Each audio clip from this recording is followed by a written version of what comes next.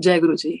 पुराना गुरु जी ने किसी संगत को एक बार बहुत एम्पायर स्टेट में कुछ बात हुई थी, तो वहाँ खुद गुरु जी ने कहा था कि वो जब उन्होंने माथा टेका वहाँ पर, तो उन्होंने बोला कि तेरे को याद है 300 साल पहले मैं तेरे पास आया था, तो तुमने हमें ठाह दी थी। वो उन्होंने ये शेयर किया। सो कहने का मतलब है वो बड़े हैरान हुए कि 300 साल पहले, 300 साल पहले का क्या था, फिर गुरु जी ने उनको बताया कि वो कहाँ पर रहते थे, कहाँ क्या था। तो तब उनको रियलाइज हुआ कि हाँ, ये तो पीछे से वहीं के हैं। ये चीज़ एम्पायर स्टेट में हुई और ये गुरु जी की चोला छोड़ने के बाद में पता चली कि 300 साल पहले गुरु जी वहाँ क्या कर रहे थे, और फिर बहुत सारी चीज़ें उसमें से निकल कर आई। सो इट्स वेरी ट्रू कि हम लोग नहीं कह सकते कि हम कब से जुड़े हैं। इसलिए कोई ना अपने आप को ये ना बोले कि नया संगत, पुराना संगत। सिर्फ अगर ओल्ड संगत और न्यू संगत में कोई डिफरेंस है, उस इतना ही है कि हम लोगों ने गुरु जी के दर्शन कर लिए हैं और जिन्होंने गुरु जी के दर्शन नहीं करे वो नए हैं। But this is very true, गुरु जी को सब कुछ पता है, वो भी मैं भी शेयर करती हूँ। और आप क्या खाते हो, क्या पहनते हो, क्या पीते हो, और खाने का तो मतलब एवरीथिंग, खाने की बात छोड़िए, वो तो आप बाहर क्या बात कर रहे हो, वो भी गुरु जी को पता होती थी अंदर कि आप क्या मन में सोच रहे हो और क्या चीजें हैं। तो इसलिए हमें इस गुरु जी सच में अंतर्यामी है। कल ही मैं लाइट ऑफ डिविनिटी में किसी का सत्संग पढ़ रही थी। सो उन्होंने बाद में वो अंकल रो पड़े और बाद में उन्होंने एक लाइन लिखी कि गुरु जी के चरणों में गिर के वो कहते हैं, गुरु जी आप तो अंतर्यामी हो। लेकिन सब कुछ गुरु जी को पता होता था।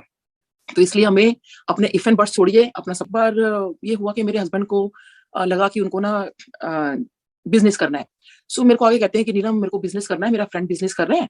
सो क्योंकि अब वो गवर्नमेंट जॉब में तो वैसे तो बिजनेस कर नहीं सकते, तो तू इसके अंदर मतलब कैसे स्टार्ट करें बिजनेस को, सो क्योंकि उनका जो बिजनेस था वो मेरे क्लिनिक के सामने ही किसी से स्टार्ट हुआ था और उनका जो कैश आता था वो मेरे क्लिनिक पर ही आया करता था। और जब मैं सुबह आती थी अपने क्लिनिक पर, तो उनके कैश से मेरी ड्रॉर भरी होती थी क्योंकि वहां से पेमेंट आई होती थी। और मतलब सोचिए ड्रॉर पूरी भरी होती थी। सो सोचिए कितना उनको प्रॉफिट हो रहा था। तो डेफिनेटली हर इंसान चाहता है कि देखिए इतना अगर प्रॉफिट मिल रहा है और वैसे भी हमारे सामने ही है, हमारे नेबर हो गए, सो कुछ गड़बड़ भी नहीं होगी, बहुत अच्छे लोग हैं, तो क्यों ना हम बिजनेस स्टार्ट करें। सो मेरे को भी देखो, मेरे से तो कुछ पूछो मत, और जो पूछना गुरु जी से पूछो, हम क्यों डिस्कस कर रहे हैं, क्योंकि जब हम लोग गुरु जी के पास जाया करते थे तो हमारे घर में ये होता था, शाम को जा रहे हैं ना गुरु जी से पूछ लेंगे। सच में इतने साल हमारे ऐसे ही निकले। और तो हम कुछ मांगते नहीं थे गुरु जी के, गुरु जी आज हमें यही चाहिए, यही चाहिए। हाँ डेफिनेटली अगर हमें कुछ भी, देखिए एक घर के अंदर बहुत सारी चीजें होती हैं, तो हम बड़ों से बात करते हैं कि आज ऐसा हो गया या हमें ऐसा करना है। तो वही हमारा रहता था कि घर में अब तो कुछ भी हो जाए, अब तो गुरु जी हमारी लाइफ में, तो गुरु जी के पास शाम को जाना तो है ही, गुरु जी से आगे बात कर लेंगे। तो उस दिन भी यही हुआ। तो मेरे हस्बैंड को मैंने कहा ऐसे है, आज आप शाम को जा रहे हो तो आप गुरु जी से पूछ लेना, मुझसे क्यों। तो उन्होंने कहा ठीक है। आप जब शाम को हम पार्क से पहुंचे, इन्होंने गुरु जी के सामने कहा, गुरु जी मुझे ना बिजनेस करना है। बड़ा मन बना के गए थे, बड़े खुश थे कि हाँ। उधर भी अपने आई थिंक फ्रेंड से बात कर ली थी कि सब कुछ सेट था हमारा। बस ये था कि गुरु जी की आज्ञा की वेट थी, क्योंकि गुरु जी की आज्ञा के बिना तो कुछ भी नहीं है। तो और उस टाइम तो हम बिल्कुल ही अब तो फिर गुरुजी चलो डिफरेंट वे से हमें आंसर करते हैं, बट उस टाइम तो सोचिए साक्षात गुरुजी हमारे सामने बैठे और हमें तो हर आंसर एकदम इंस्टेंट मिलता था, गुरुजी ऐसे कर ले, वैसे कर ले। सो गुरुजी बड़े आराम से बैठे हुए हैं अपने सिंहासन पे, बहुत आराम से ये माथा टेक रहे हैं। और उन्होंने कहा, गुरुजी मुझे ना बिजनेस करना है। और संगत जी, गुरुजी एकदम आगे अपने सिंहासन से उठे, एकदम थोड़ा सा आगे आए, and he was very loud. Guruji बहुत लाउड थे और ही सेड कि मैं तेनू डॉक्टर बनाया तो बिजनेस करेगा। और मेरे हस्बैंड को एकदम समझ नहीं आया, क्योंकि देखिए इतनी मतलब जो सबको डांटते रहते हैं उसको अगर डांट पड़ जाए, तो मेरे हस्बैंड तो कभी अपने पेरेंट्स के अलावा किसी से डांट ही नहीं खाई थी। सो उनको बहुत लगा कि ये कैसे गुरुजी ने बोला एकदम से। कहते हैं मैं तेनू डॉक्टर बनाया तो बिजनेस करेगा। एंड गुरुजी, मैं तो बहुत आराम से बोल रही हूँ, सोचिए गुरुजी बड़े लाउड बोला, आसपास के लोग देखने लगे और गुरुजी ने बोला बड़ी जोर जोर की, लोकी देखिए एनु, मैं एनु डॉक्टर बनाया, बिजनेस करेगा। तो जैसे बच्चे को डांटते, पता तू ये करेगा, तू ये करेगा, लिटरली बहुत गुस्से से बोला, मैं तेनू डॉक्टर बनाया। बार बार गुरुजी बस यही बात बोल रहे थे, मैं तेनू डॉक्टर बनाया तो बिजनेस करेगा। अब मेरे हस्बैंड तो बिल्कुल वो हो गए, क्योंकि कुछ वो तो बोल ही नहीं पा रहे थे एकदम से। और ना बिल्कुल जैसे गुस्से में होते हैं कि मतलब हम भी जैसे एज अ पेरेंट भी गुस्से में तो कैसे करेंगे, हाथ ऐसे करके बैठ जाएंगे करके ना। और गुरुजी को देखे जा रहे हैं गुस्सा, मतलब। सो एनीवे फिर वो ये बाहर आए, कहते हैं ना गुरुजी ने मुझे ऐसे कस के डांट लगा दी कि मैं तेरे डॉक्टर बनाया। सो मैं तब से ये सोच रहा हूँ कि गुरुजी ने भी डॉक्टर कैसे बनाया। अब सोचिए उनका वो डांट तो ठीक है, मतलब वो तो हमें पता था कि गुरुजी डांट रहे हैं या कुछ कर रहे हैं, तो हमें तो उसमें भी बहुत ब्लेसिंग्स मिलती थी। बट गुरुजी ने डॉक्टर बनाया, हाउ दिस इज पॉसिबल। क्योंकि मेरे हस्बैंड ने जब एडमिशन मेडिकल में एडमिशन मतलब ज्वाइन किया था, दैट वाज इन 1976। तो सोचिए 1976 में वो डॉक्टर बन रहे हैं, उनका एडमिशन होता है। हम ये बात आई थिंक 2007 की है। इतने साल बाद गुरुजी मतलब हमें मिलते हैं और ये कह रहे कि मैं तुम डॉक्टर बनाया। तो 76 में गुरुजी हमारे साथ कैसे थे। तो इसी कश्मकश में हमारा बड़ा वो रहा। तो फिर हमें इस बात से मतलब यही हमें मैसेज मिला कि सोचिए कि वही आज बाई चांस यही चीज वचन मेरे सामने आई, दिस इज वेरी ट्रू, कि जो डॉक्टर बनाने वाले हैं, जो कुछ करने वाले हैं, वो मेरे हस्बैंड को गुरुजी ने बनाया। इसका मतलब वो तभी भी हमारे साथ में थे और अभी भी साथ में है। तो वो हम क्यों इफ एंड बट्स लगाए? तो उस दिन मेरे को ये चीज़ क्लियर हो गई, क्योंकि मेरे भी ना ये बहुत ग्रजेस रहती थी। गुरुजी आपने उसके साथ तो आपने ये किया, आपने वो किया, आप वहाँ पे घूमने जाते थे, मुझे क्यों नहीं लेके गए? जब पता चलता था कि संगत को सबको पता ही है, अब तो सब लोगों ने सत्संग ऑलमोस्ट सुन लिए हैं कि गुरुजी सारी संगत को इकट्ठा करके ले जाया करते थे और कभी-कभी। तो ये चीज़ मैंने मिस की, और क्योंकि मैंने कहा गुरुजी मैं भी तो वहीं थी, आपने मुझे क्यों नहीं बोला? बट वो हमारा यही होता था कि भई हस्बैंड का रहता था, नहीं जल्दी चलो घर, क्योंकि हमें कल मेरा ऑफिस है और ये है, वो है करके। सो खैर गुरुजी को पता था कौन किसको ले जाना है, किसको, वो गुरुजी की मर्ज़ी। बट मेरे मन में उस टाइम ये चीज़ रहती थी।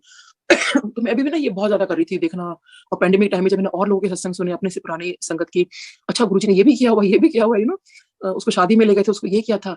सो एक बार हमें शादी में भेजा था, बट वो गुरुजी वहाँ पर नहीं आए थे, और हमें काफ़ी शादियों के कार्ड मिले, लेकिन कुछ तो गुरुजी के टाइम के थे और कुछ हमें बाद में मिले, ज़्यादातर तो हमें बाद में मिले थे।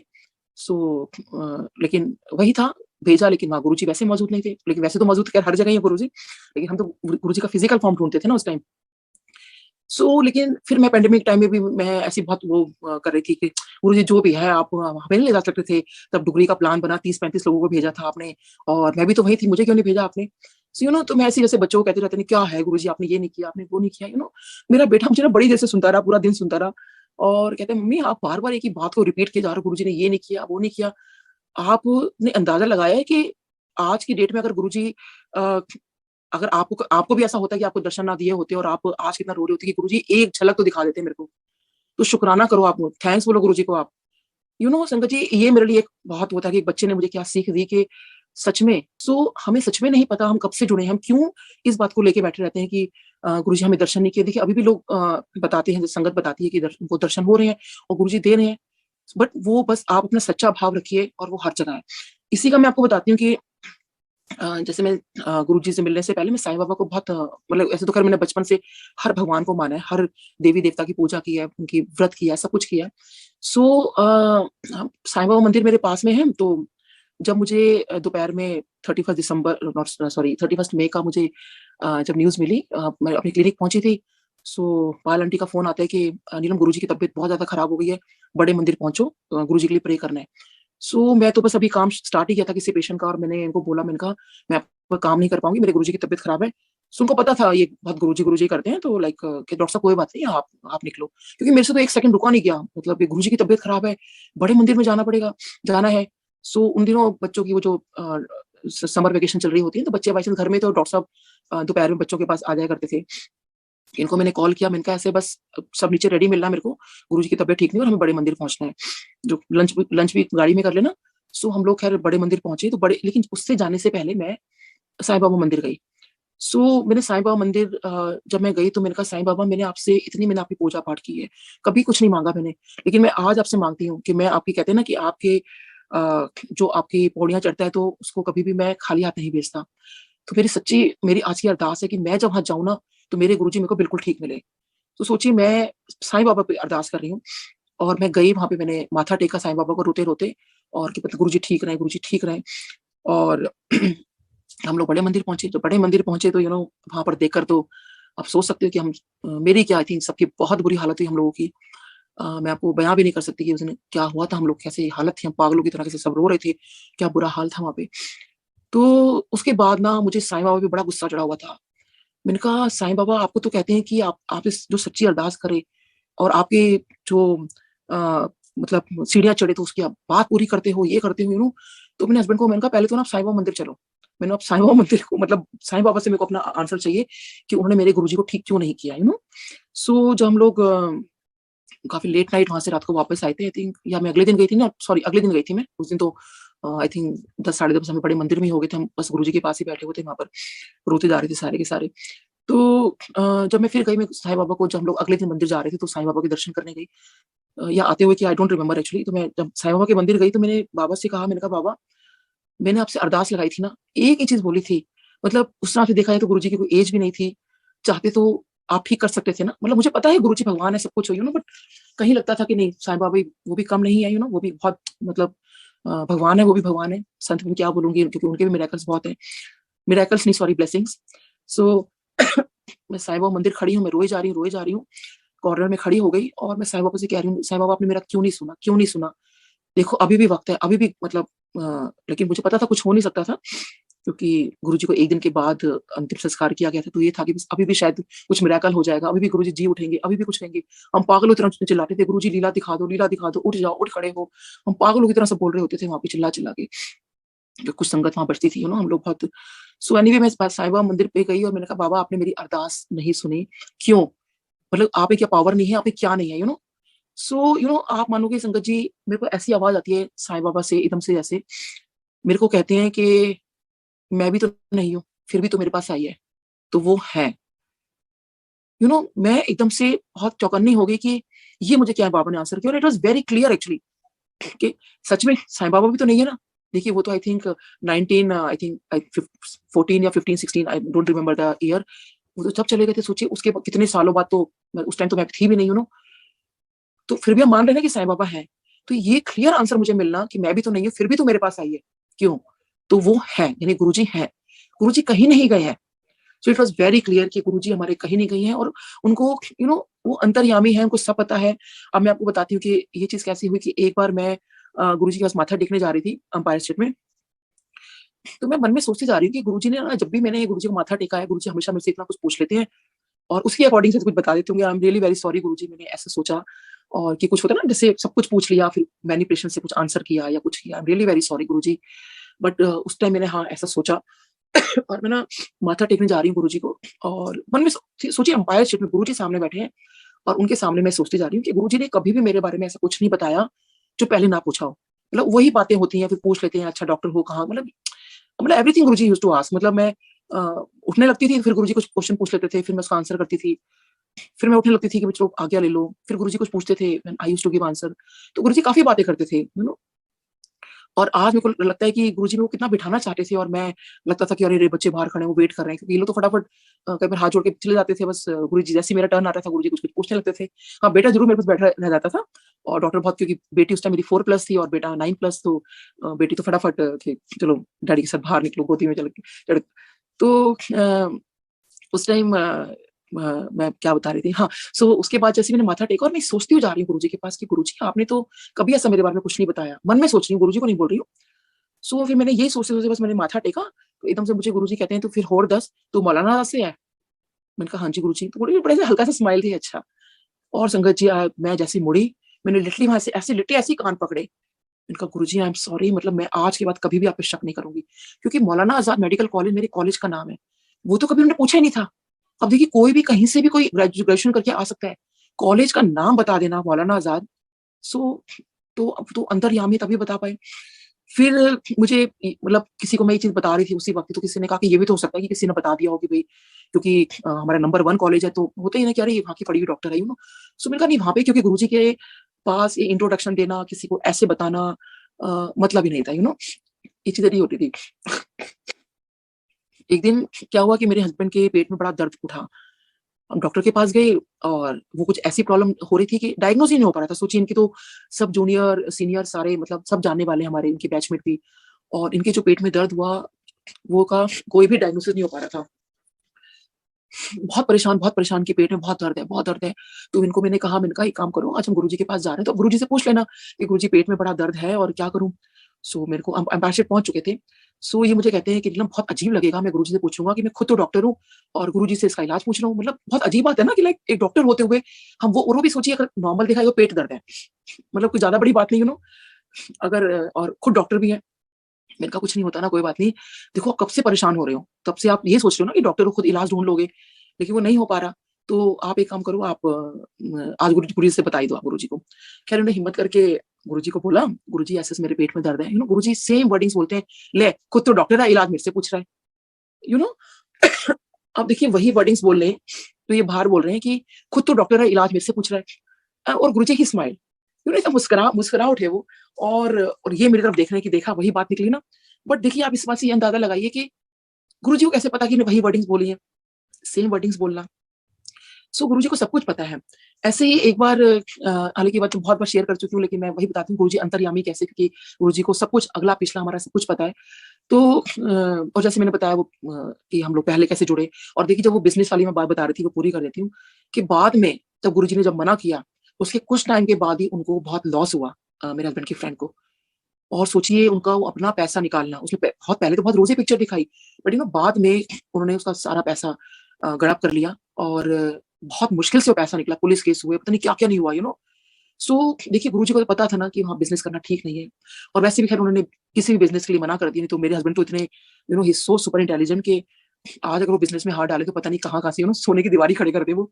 बट शायद वो नहीं चाहते गुरुजी, तो बहुत शुकराना गुरुजी का, जैसे हमें रखा है गुरुजी, हम ऐसे ही खुश हैं और आपने जितना दिया है, जितना भी है हमारे पास, हम उसी में बहुत खुश हैं और ठीक है। तो ऐसे ही एक बार क्या हुआ कि मैं गुरुजी के एम्पायर स्टेट में बैठी थी, गुरुजी के on the right hand side पर, and we were just waiting for the langar और महबूबा मुफ्ती जी बैठी थी on the left hand side पर। उनका लंगर आ चुका था, तो गुरुजी इनको देख के बोलते हैं और वो उनसे बात कर रहे थे। सो बात करते-करते एकदम से जब तक मैंने उनको ध्यान किया कि वो किससे बात कर रहे हैं, तो गुरुजी उनको बोल रहे थे, "चल, चल 2 चपाती और खा ले, तेरे को सीएम बना दूँगा।" तो वो शी जस्ट स्माइल्ड एट गुरुजी और गुरुजी मतलब एक-दूसरे को वो स्माइल कर रहे थे और मैं गुरुजी को मैं देख के कह रही हूँ, गुरुजी 2 चपाती में कैसे सीएम बना दोगे? यू नो एक ह्यूमन एरर है ना, बड़े मेरे अंदर उस टाइम इफ एंड बट्स बड़े सारे क्वेश्चन आते थे, गुरुजी 2 चपाती में सीएम कैसे बना दोगे इनको? तो खैर एनीवे, और देखिए सबको पता है वो बाद में सीएम बनी। उसके बाद जब वो माथा टेकने गई आज्ञा लेने गुरुजी के पास गई, तो वो अपने क्योंकि बीइंग मुस्लिम तो उन्होंने गुरुजी को जैसे आदाब कहा होगा व्हाटएवर जो अस्सलाम वालेकुम जो भी था। लेकिन गुरुजी ने जो उसका आंसर किया उनका मैंने नहीं सुना था। मैंने जो सुना वो गुरुजी का सुना था। गुरुजी ने उनको पूरे बड़े अदब के साथ बोला, वालेकुम सलाम आंटी। सो जब गुरुजी ने ये वर्ड्स बोले, वालेकुम सलाम आंटी, बाकायदा पूरे हाथ उठा के जो अदब से बोला जाता है, बहुत अच्छा लगता है जब ये शब्द, मतलब अगर आप सच में एक्चुअल में देखो तो और सोचिए गुरुजी ऐसा बोल रहे हैं, तो आप अंदाज़ा लगा सकते हो गुरुजी कैसे लग रहे होंगे। और मैं तो गुरुजी पे पूरा टोटल फ़िदा। मैंने कहा गुरुजी क्या लग रहे हो, कितने प्यारे लग रहे हो, कितने क्यूट लग रहे हो ना गुरुजी। वालेकुम सलाम आंटी, वालेकुम सलाम आंटी। और संगत जी मेरा ना, मैं गुरुजी का वो रूप देख कर वो जो बोलने का लहज़ा था, बोलने का स्टाइल था। देखिए हम किसी पर क्यों किसी पे फ़िदा होते हैं, उसी के किसी के उसकी बातों से, उसके चेहरे से, ये नॉर्मल चीज़ें होती हैं। और किसी की बातें जो हमें अच्छी लगती हैं, कोई भी हो सकता है, फ़िदा होने का मतलब नहीं कि किसी को वैसे फ़िदा होना है, एनीथिंग। हम छोटे से बच्चे पे फ़िदा हो जाते हैं, किसी की बच्चा बहुत मासूमियत होती है, वो इनोसेंट फेस होता है, या हमें किसी की बातें अच्छी लगती हैं।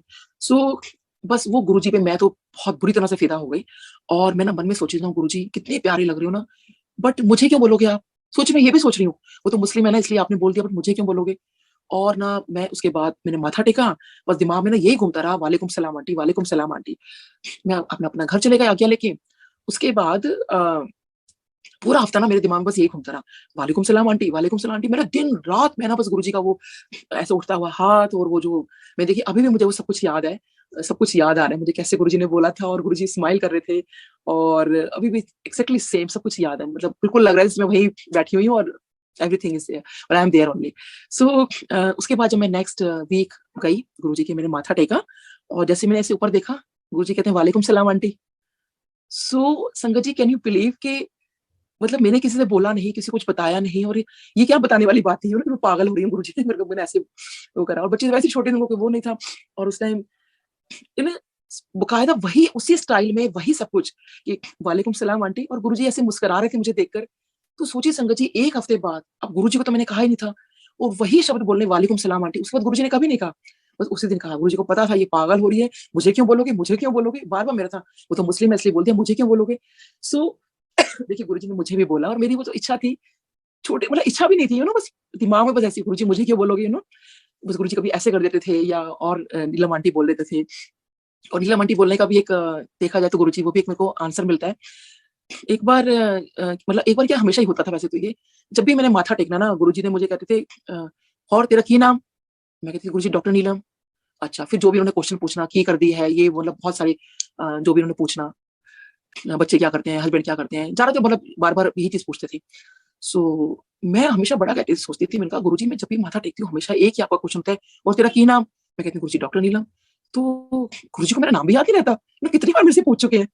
तो देखिए ये हमारा वो कहते हैं कि अब ये वो नाम बोल-बोल के, मतलब मुझसे बुलवा के, पूछ-पूछ के तो मेरे को ही ब्लेसिंग्स दे रहे थे वो तो। सो एक दिन मतलब अभी पैंडेमिक में ये हुआ कि मैं गुरुजी को कह रही थी, गुरुजी नहीं है, मेरे को ना अपना नाम पसंद नहीं है। इतने लोगों का आपने नाम रखा, मेरा भी नाम रख देते। तो मैं आपको बताती हूँ कि क्या रिलेशन था वो जो पहले वाली बात मैंने बताई। सो ये पैंडेमिक टाइम की बात है, अभी कुछ महीनों पहले की बात है। सो गुरुजी आप मेरा नाम ही चेंज कर देते कम से कम, क्योंकि मैं अपनी मम्मी को बोलती थी, "मम्मी क्या नाम रखा है? मुझे ना नीलम नाम पसंद नहीं है, कुछ नाम अच्छा सा नाम रखते।" तो मम्मी ने कहा, "नहीं मुझे तो पसंद था।" सो कह रहा नहीं भई चलो बात आई गई होगी, फिर मम्मी ने भी चेंज नहीं किया। फिर मैंने गुरुजी से कहा, मैंने कहा, "गुरुजी आप ही कर देते।" तो मैं गुरुजी को कह रही थी, मैंने कहा, "गुरुजी आप ना आपकी ना नज़र मेरे ऊपर नहीं है। आपकी ना पता नहीं कहाँ-कहाँ इतनी संगत हो गई है ना, आपको सबको देखना है, तो मुझे तो आप देखते नहीं हो। अब मैं तो पता नहीं मतलब पता नहीं मेरी मतलब कुछ गलती हो गई है, मेरे से क्या हो गया?" तो मैं गुरुजी को ना आते-जाते हमेशा गुरुजी के स्वरूप की तरफ देखती रहती थी कि कभी तो आपकी नज़र मेरे पे पड़ेगी, कभी तो आपकी नज़र मुझ पर पड़ेगी। सो और देखिए गुरुजी आपको ना हर बात का आपका आंसर करते हैं, हर चीज़ का। सो मुझे ना बहुत सारा कुछ डिलीट करना था, तो मैं कहा चलो ये शब्द ना मैं डिलीट मतलब कुछ डिलीट करना था, तो मैं कहा देख लेती हूँ मैं डिलीट क्या कर रही हूँ। तो तभी एक शब्द आता है, उसकी व्याख्या चल रही थी। उस व्याख्या में खाली कुछ ही चीज़ें मैंने सुनी और जिसमें यही आ रहा था कि फिर गुरु की नज़र उस पर पड़ी। मुझे वो शब्द याद नहीं है, मैं बहुत ढूँढ रही हूँ, पता नहीं कहाँ चला गया, लेकिन मुझे बस आंसर करना था कि फिर गुरु की नज़र पड़ी और वो जो भागता है, यानी उस टाइम वो बहुत बुरे मतलब अपने आप को वो कह रहे हैं मैं बहुत बुरा इंसान हूँ, बहुत बुरा इंसान हूँ। वो गुरु के दर पे जाते हैं और वहाँ सेवादार को कह रहे हैं मैं बहुत बुरा इंसान हूँ, लेकिन मैंने सुना ही यहाँ कोई गुरु है। तो वो व्याख्या कर रहे हैं कि सोचो, गुरु की नज़र पड़ी कि ऐसा कौन मेरे दर पर आया है, जो खुद मुँह से कह रहा है कि मैं बहुत बुरा हूँ। तो उनका जो व्याख्या थी उसमें कहने का तात्पर्य उनका ये था कि आप ही नीवे होकर अपने आप को मानो, अपने आप को शो ऑफ मत करो कि मैं पता नहीं क्या चीज़ हूँ, मैं बहुत अच्छा हूँ, भगवान को सब पता है। कि उस इंसान ने सच शब्द बोले कि मैं बहुत बुरा हूँ, मैं बहुत पापी हूँ, तो तब गुरु की नज़र पड़ी कि मेरे दर पे कौन सच्चा इंसान आया है, वो सच बोल रहा है। सो मैं थोड़ी देर पहले अपने बारे में भी ये सब कुछ बोल रही थी। तो तब मुझे अचानक से याद आया कि एक बार एम्पायर स्टेट में कि जैसे गुरुजी मुझे कह रहे हो कि तेरे पे तो मेरी नज़र कब की पड़ चुकी, तू क्यों इतना परेशान हो रही है? और हम बहुत सारी छोटी-छोटी चीज़ें भूल जाते हैं। सत्संग तो जैसे बहुत कुछ मैंने शेयर किया है गुरुजी की कृपा। लेकिन बहुत छोटी-छोटी चीज़ें हम भूल जाते हैं दिमाग में। लेकिन सोचिए अचानक मेरे को उस दिन वो चीज़ याद आई कि कैसे तेरे पे नज़र नहीं है मेरी। मेरी तो नज़र तेरे पे उस दिन पड़ गई थी। याद है वो मतलब तो वो मुझे याद है कि जैसे मैं हमेशा बोलती थी कि गुरुजी हर बार आप मेरा नाम पूछते हो। तो एक बार एम्पायर स्टेट में जैसे ही माथा टेकने लगी तो गुरुजी बस मैं अभी सोचिए टेकते-टेकते सोच ही रही हूँ कि गुरुजी मुझसे फिर पूछेंगे, "क्या नाम तेरा?" तो गुरुजी हमेशा भूल जाते हैं। तो जैसे ही माथा टेकने लगी तो गुरुजी टेका मैंने, तो गुरुजी कहते हैं, बड़े उससे आँखों को स्टाइल बनाते हुए बड़ा गुरुजी बड़ा स्माइल करके ना टिपिकल गुरुजी का फेस हो रहा था और ऐसे-ऐसे करके आईब्रोज़ ऊपर करके और ऐसे करके और नीलम आंटी मैं तो वो कर भी नहीं पा रही हूँ। जैसे ही मैंने कहा नीलम आंटी आज गुरुजी नाम नहीं पूछा, खुद मुँह से मेरा नाम लिया है। गुरुजी ने अपने मुँह से मेरा नाम लिया। संगत जी मैं तो लिटरली मेरे को तो इतना क्या बताऊँ मैं आपको जो मेरे को मैं वो मैं ना बयान ही नहीं कर सकती वो जो एडिक्शन है मेरे को आज तक उस बात का इतना एडिक्शन है कि गुरुजी ने अपने मुँह से मेरा नाम लिया और नीलम आंटी और तो जैसे और गुरुजी की नज़र कैसे नहीं थी? उस दिन डाली ना गुरुजी ने और गुरुजी तो हमेशा मुझे देखते थे, तो गुरु की नज़र कैसे नहीं है? तो गुरु की नज़र हर किसी पर है और उस टाइम भी देखिए कहाँ मैं सोच रही हूँ कि मेरा नाम भूल गए, आज मेरा नाम फिर पूछेंगे और उसी दिन गुरुजी ने मेरा मुँह से अपना नाम ले दिया और नीलम आंटी। फिर मैं बाहर आके सोच रही हूँ पूरा कहते हैं ना नशे में चूर हो गई थी मैं तो गुरुजी की बात सुनकर ही। तो मैंने कहा गुरुजी नाम तो ठीक लिया, बट ये आंटी क्यों बोल दिया मुझको? मतलब मैं इतनी बड़ी लगने लगी हूँ क्या? मेरी क्योंकि उस दिन मुझे मतलब क्योंकि आई थिंक मेरी शायद उस टाइम एज रही होगी अराउंड 35-36 व्हाट आई रिमेंबर और उस टाइम कोई आंटी बोले तो ऑब्वियसली लगता था कि गुरुजी आंटी क्यों बोला? बट खैर मैं उसी में बड़ी खुश थी गुरुजी ने मेरा नाम लिया। तब मुझे खैर बाद में पता चला कि गुरुजी आंटी और अंकल तो सबको कहते हैं इसलिए आंटी बोला नहीं तो वैसे कोई बात नहीं। तो मेरे को बड़ा रिलीफ मिला। ओह! अच्छा गुरुजी ने इसलिए कहा तो अच्छा इतनी बड़ी नहीं लगती मैं देखिए गुरुजी को सब कुछ पता है। अच्छा फिर जब मेरे को देखिए कैसे रियलाइज़ कराते हैं मेरे नाम के लिए भी कि जैसे मुझे था कि मेरे को अपना नाम पसंद नहीं है तो गुरुजी मेरे को नाम दे रहे थे, नाम दे रहे थे। तब ये वाली चीज़ मुझे याद आई। तो मैंने कहा अरे गुरुजी ने मेरा नाम खुद नीलम बोल तो दिया। तो इसका मतलब नीलम नाम ही जो है वही मेरा नाम है। वही गुरुजी को पसंद है मेरा कुछ और नाम होता फिर वो नीलम नाम देते। बट वो उन्होंने वही कहते हैं वही पास किया कि नहीं यही नाम चलेगा। तो नाम दे तो दिया।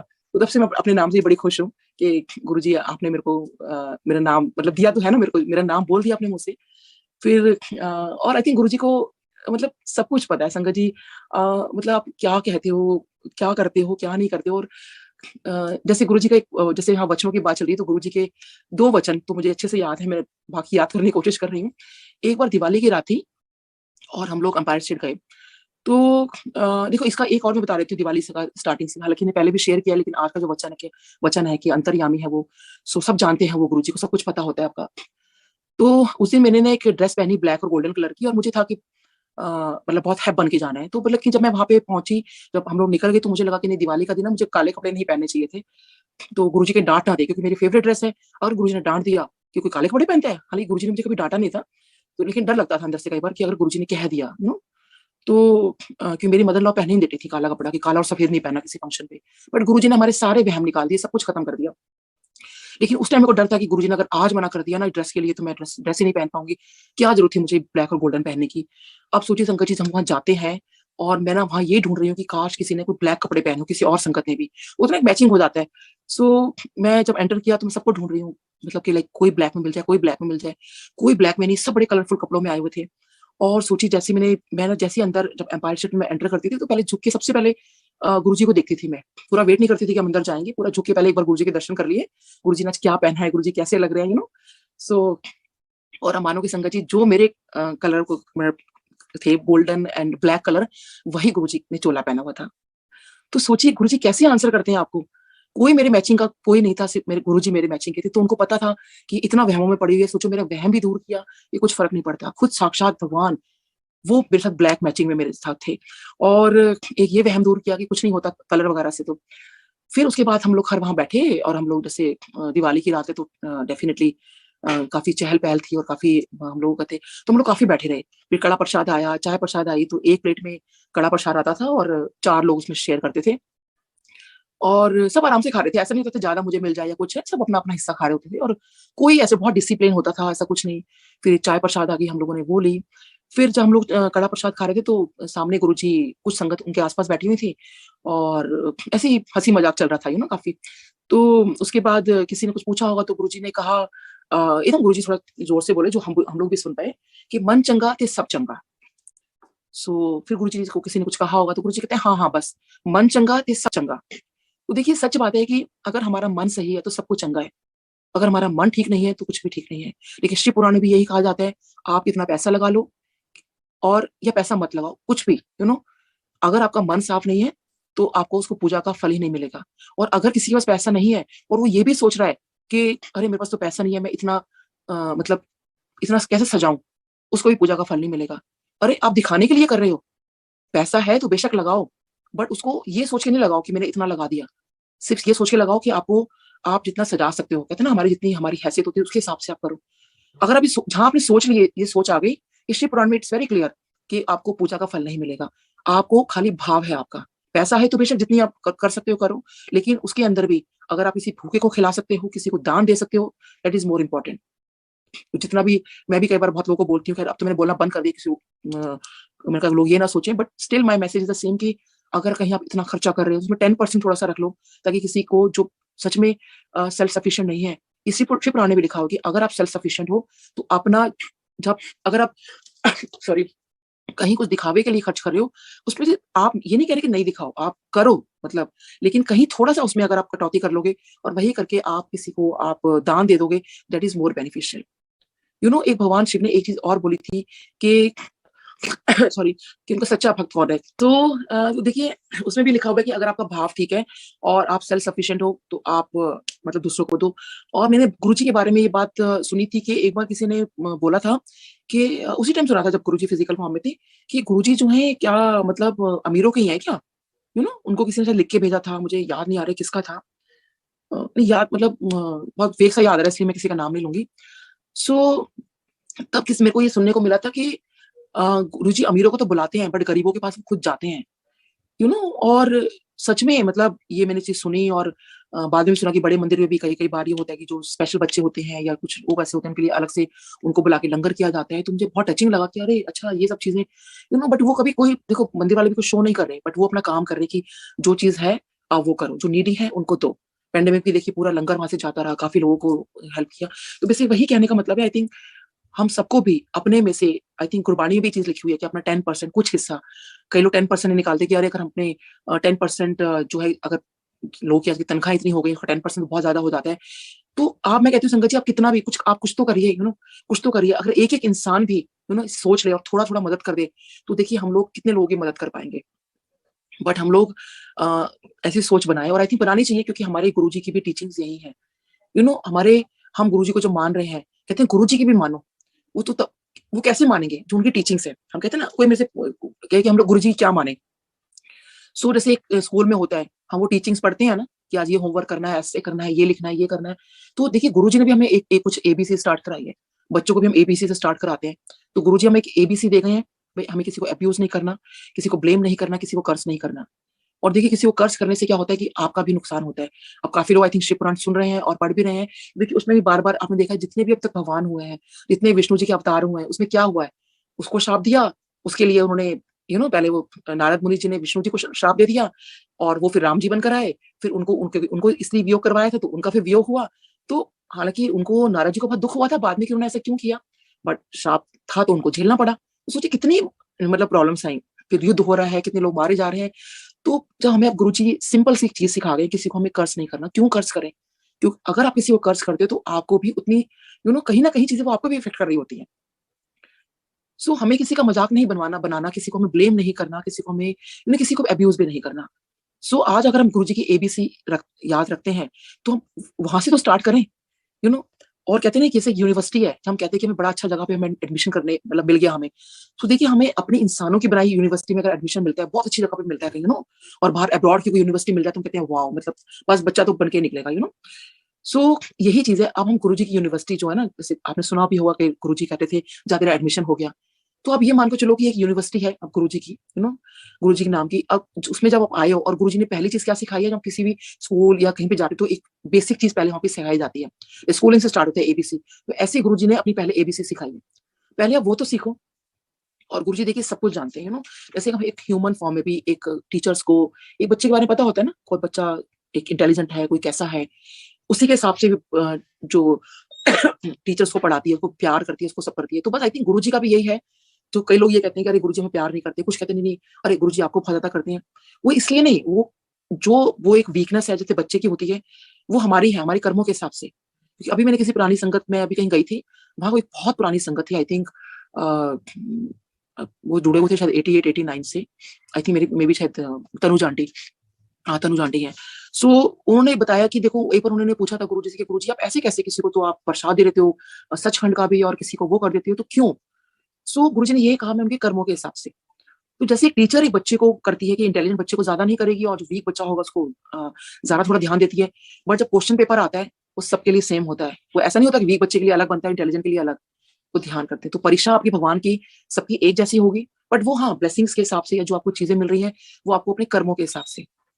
तो वो हमें करना है तो इसीलिए जैसे कहते हैं बच्चा इंटेलिजेंट है तो वो जल्दी पढ़ लेगा, वीक को थोड़ा टाइम लगता है और इसलिए वो टॉपिक करते हैं। इसीलिए उसी तरह संगत जी आप अपने कर्म उसी तरह से अपने बेटर बनाइए, उसने उसी तरह से आप अच्छा करिए ताकि हम वो ब्लेसिंग ज़्यादा ले सकें। वो जो गोल्ड मेडल है, तो मैं गोल्ड मेडल मेटलिस्ट चीज़ की बात नहीं कर रही हूँ।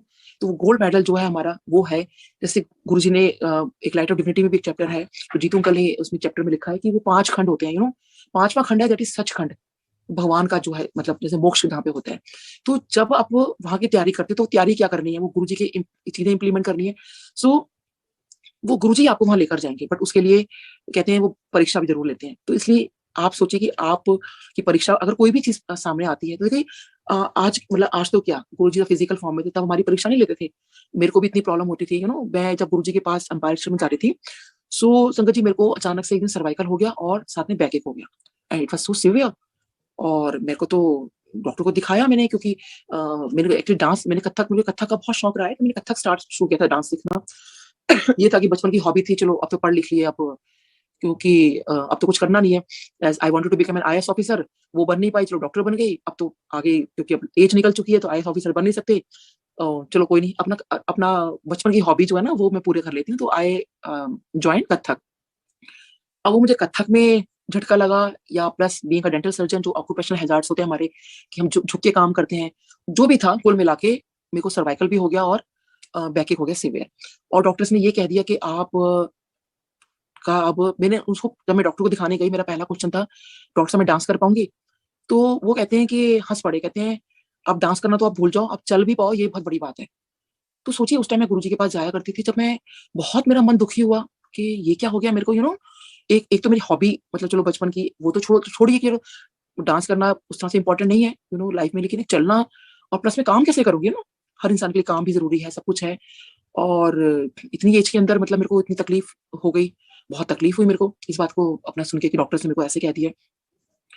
सो उस दिन मुझे याद है मैं पूरा अपना बेल्ट पहनकर, पूरा गले में सब बाँध कर करके मैं गुरुजी के सामने मतलब माथा टेकने लगी। बट मेरे से गुरुजी ने कुछ नहीं कहा। वो मुझे बड़ा लगा, मैंने कहा कमाल है, वैसे तो गुरुजी हमेशा मुझसे कुछ-कुछ बोलते रहते हैं। आज मतलब मुझे ऐसी हालत में देखकर गुरुजी ने मुँह ही इधर कर लिया। आप संगत जी सोच सकते हो मेरे को कितना अजीब लगा था। मेरे को बहुत अजीब लगा कि गुरुजी ने वैसे तो हमेशा कुछ ना कुछ मेरे से पूछना, लेकिन उस दिन एक बार नहीं पूछा कि क्या हो गया तेरे को? और सोचिए और उधर दूसरी तरफ मुँह कर लिया। मतलब मेरे को तो बड़ा फ़ील हुआ। ख़ैर मैं आ गई और मैं ना फिर मेरे को लगा मैं कहा चलो शायद पता नहीं मतलब मेरे को शायद दुपट्टा होगा या कुछ होगा। गुरुजी ने नहीं देखा होगा। फिर अगली बार जब मैं गई तो पूरा ऐसा पूरा बाल-वाल पीछे करके ताकि गुरुजी मुझे देख ले कि मुझे कितनी प्रॉब्लम हो रही है। फिर वही, फिर गुरुजी ने कोई बात नहीं की मेरे से और फिर दूसरी तरफ मुँह कर लिया। मेरे को बहुत अटपटा लगा कि गुरुजी मतलब लाइक एक बार भी आपने नहीं कहा, फिर मैंने कहा मैं गुरुजी से बोलूँगी नहीं कि मेरे को दर्द है। तो मेरे को फिर मैं क्या बोलूँ ना लाइक कि गुरुजी मेरे कमर में दर्द है, ये भी मुझे बहुत अटपटी बात लगी कि गुरुजी से ये जाके बोलूँ कि गुरुजी मेरे सर्वाइकल हो गया मतलब कमर में दर्द है, वही वाली बात कि हस्बैंड वाली डॉक्टर होके मतलब ये क्या छोटी-सी बात कि कमर में दर्द है। कमर में दर्द तो बहुत लोगों के होता है। हाँ, फिर जिस दिन मैं वो सब बेल्ट-वेल्ट पहन के नहीं गई थी, सब कुछ पहन के नहीं गई थी, क्योंकि जैसे मुझे आराम आ गया था, दवाइयाँ मैंने लेनी शुरू कर दी थी। फिर उस दिन फिर गुरुजी ने मेरे से नॉर्मल जैसे बात की और कि ये नाम तेरा और जो नॉर्मल जैसे कुछ या मेरे को कुछ पूछना होता था गुरुजी से, तो कभी गुरुजी नाम भी नहीं पूछते थे तो अ, मुझे जो भी पूछना होता था गुरुजी से मैं आई यूज्ड टू आस्क। तो कई बार तो गुरुजी कह रहे थे, "बड़ा पूछती है आंटी, ज़्यादा ना पूछा कर।" फिर मन में आता था गुरुजी क्या मैंने पूछा है? नॉर्मल बात ही तो पूछी है, बच्चे के स्कूल के बारे में तो पूछा है। क्योंकि मेरी ये जो दुनिया एक बीइंग अ मदर वही थी कि मेरे बच्चे ठीक रहे, उसके स्कूल में प्रॉब्लम नहीं हो, टीचर ने आज ये कह दिया, आज टीचर ने मैं रोज़ गुरुजी से जाके मतलब जब भी खैर रोज़ नॉट रोज़, जब भी हम गुरुजी के पास जाया करते थे तो एवरी टाइम एक हमेशा है गुरुजी आज स्कूल में ये बात हो गई, आज टीचर ने ये कहा, आज टीचर ने वो कहा और गुरुजी मुझे ऐसे देखते थे, कुछ नहीं कह रहे थे, बड़ा पूछती है आंटी, ज़्यादा ना पूछिया कर। फिर हमें अपना घर बनवाना था डीएलएफ के अंदर, मैंने वो पूछा, तो हम लोग हस्बैंड वाइफ जैसे पूछने लगे तो गुरुजी कहते हैं, आज कुछ नहीं पूछना।" तो उस दिन भी हमें बड़ी हैरानी हुई कि गुरुजी को कैसे पता कि आज हम कुछ पूछने के लिए आए हैं, और क्योंकि मेरे को बहुत वो लगता था कि गुरुजी से हमें कुछ पूछना नहीं है, बट फिर भी वो हमारे मन में रहता है ना कि मेरे को ऐसा कुछ माँगने के लिए नहीं मैं पूछती थी, बस मुझे लगता था कि नहीं मतलब मुझे जो भी स्कूल में दिक्कत हो रही है, जो भी मतलब लाइफ में हमारी चीज़ें थी, गुरुजी को पता होना चाहिए। बट हमें ये नहीं पता था गुरुजी को तो सब कुछ पता है, वो अंतर्यामी है, क्या नहीं पता उनको। तो जय गुरु जी।